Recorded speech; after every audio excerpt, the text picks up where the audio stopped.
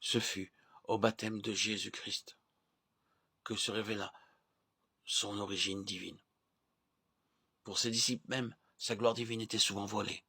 Et quand c'est dans notre être pécheur que descend cette vie de Dieu, quelle foi ne faut-il pas pour croire à sa présence? Que ce soit donc une humble et sainte foi qui accueille l'Esprit en nous. Ne nous contentons pas de savoir qu'il est en nous. Ceci nous mènerait pas loin. Prenons l'habitude, dans tout exercice religieux, de nous prosterner en silence devant Dieu, de reconnaître à l'Esprit sa place qui lui appartient, et de réprimer la volonté de la chair, toujours prompte à s'immiscer dans les choses de Dieu. Attendons-nous à l'Esprit avec recueillement, entrons dans le temple intérieur de notre cœur.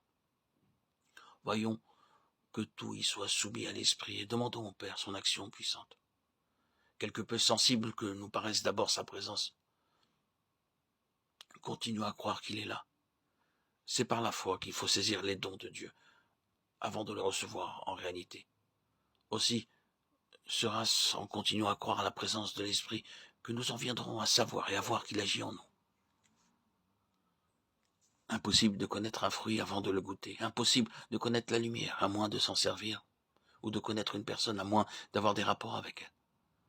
Impossible aussi de connaître le Saint-Esprit à moins de le posséder et d'être possédé par lui.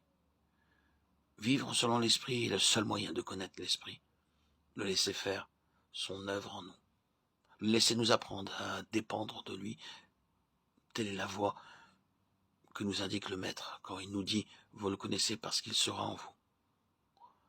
Croyant. En comparaison de l'excellence de la connaissance de Jésus-Christ, Paul regardait toute chose comme une perte. Philippiens 3:8. Ne ferons-nous pas comme lui?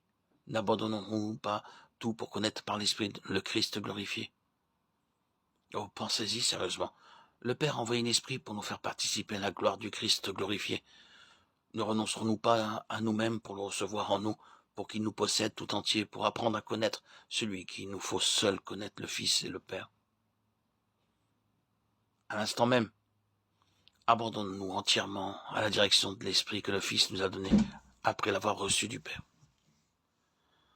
Notre Père, toi qui nous as envoyés par Christ ton Saint-Esprit, daigne agréer par ma prière, daigne me faire connaître l'Esprit en m'accordant sa présence. Donne-moi accès au Saint-Esprit, Seigneur. Agrée ma prière, que les témoignages qu'il rend de Jésus me deviennent toujours plus clairs, que sa lumière et son action sanctifiante me soient la preuve de sa vie en moi.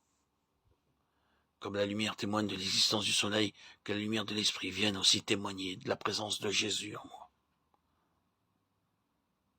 Amen.